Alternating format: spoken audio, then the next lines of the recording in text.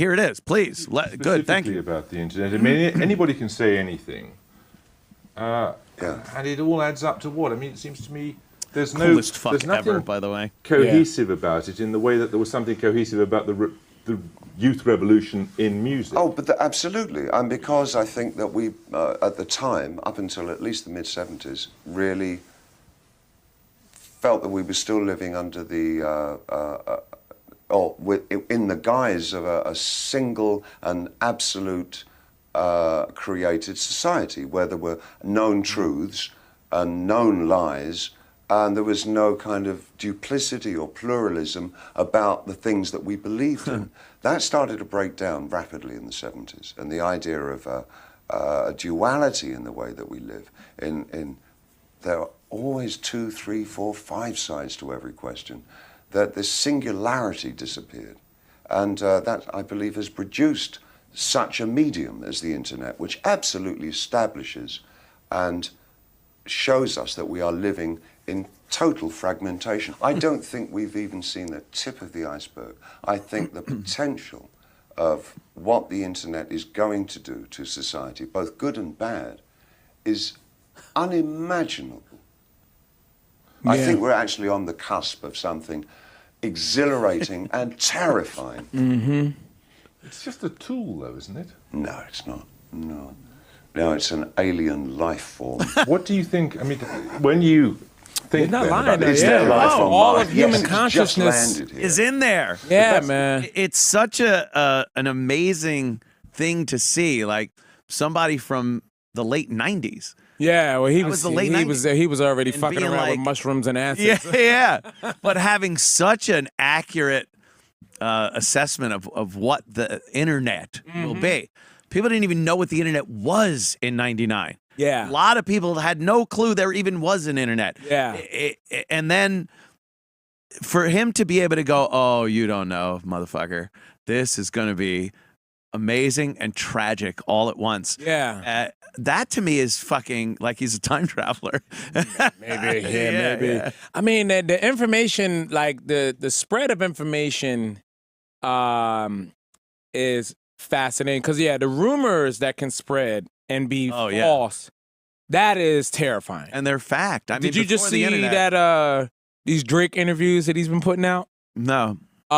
Drake staged a bunch of fake press to promote his album, including an interview that was fake with Howard Stern. Where it's just Stern asking him wild questions, but these are wild questions that Stern has asked other people in the past. Right. And Drake has the money to hire a production studio to make it look like he's really edit in like he's asking him. Video got like 16 million views in a day. God damn. That's a lot of misinformation, bro. Damn. Yeah, because I bet the majority of the people that watched it thought that Howard was interviewing. You watched other media outlets. Right. All of those goofy rags, that Entertainment and the E and all that stuff like that. They jump right on it. Well, Drake sat down with Howard Stern and he said he had this to say. He had that to say. And you go like, wow, you're watching the misinformation spread. Like, I've watched this in the comedy community, and this isn't really my story to talk on it, so I'm not going to talk on it as if I know it, because nothing that I'm saying is fact. I don't know anything. It's all rumors. But you've heard about this Chris Red situation of him being punched at the Comedy Cellar. Yep.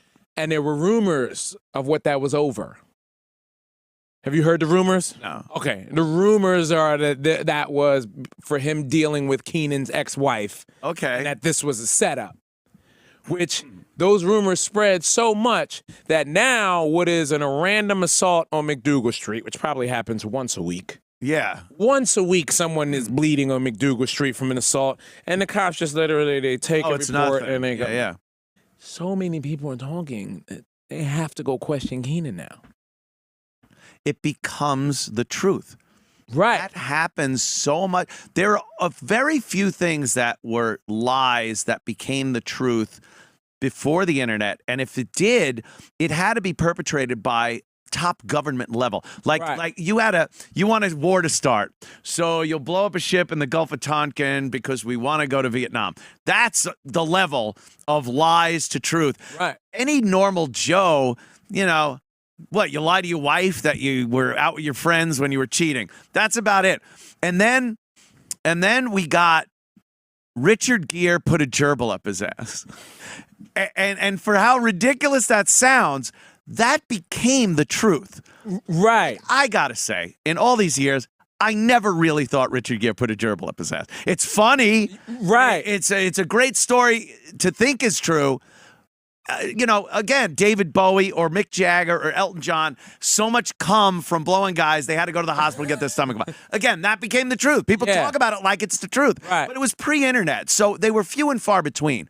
With the internet, I swear to you, so many lies become the absolute undeniable truth now. Yeah.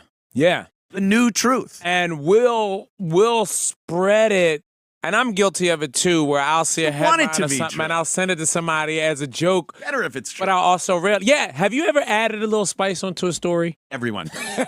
Everyone does. And you don't know why you're doing it when you. What am I doing? No, I know why we're doing it. I know why we're doing it. What am I doing? Because the story isn't getting the reaction that you Right. thought it would get when you were telling it. You're Punch it up.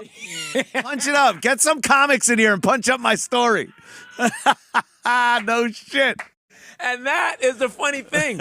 No one can just go down with the ship and just go, oh, my story stinks as is. Right. You know what I mean? No, I need to down with add the a few ship. details and just yeah, fuck it. If that's what you believe, you go on and do that. I didn't damn. tell you go spread that. Yeah. Yeah, the internet is given the power to make complete falsehoods the complete truth. And I remember trying to challenge these people as they were discussing this rumor about Chris Redd and them. And at least the way I got them to see it was someone had mentioned, yeah, man, I heard they stole his chain.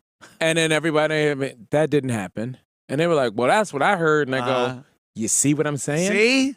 You believe that. Yeah. And I'm sure we're not the first people you told that to today. Yep. The only reason why we're able to give you some pushback is we were here that night to be able to be like, that didn't happen. And now someone that heard him say that will go online or somewhere and not even say, I heard that they stole his chain. They'll go, well, he stole his chain.